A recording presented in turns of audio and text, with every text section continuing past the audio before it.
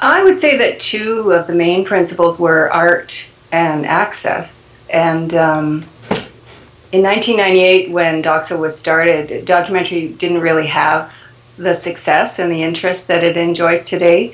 It was 14 years ago, and it really exploded after that. And there was still a lot of perception in a lot of circles that documentaries were somewhat dry and educational in a boring way. And documentaries were seen to be of interest to only particular people and made by particular people, you know, people who took themselves pretty seriously and in many cases belonged to a more privileged segment of society.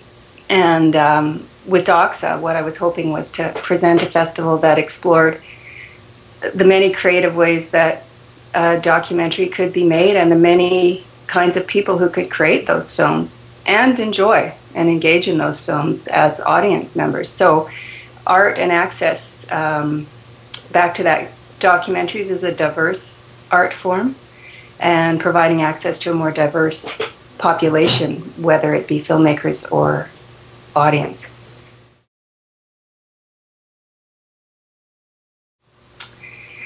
Well, Connexions was started not only to bring young people to DOXA, but bring young people who often didn't have a great deal of access to filmmaking or to film festivals.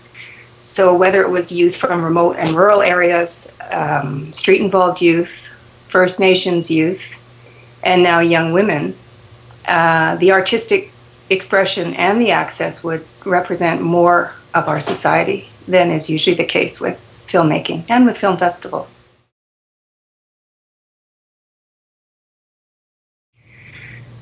I think it would be seeing the young people participate in not only creating a film, but then screening it at DOXA. And in many cases, those filmmakers and those films wouldn't be there if it weren't for the Connexions Youth Forum. And, you know, DOXA, with the NFB as a major partner, along with the support of individual donors, have made that possible. And it, that, I think, is the most rewarding thing.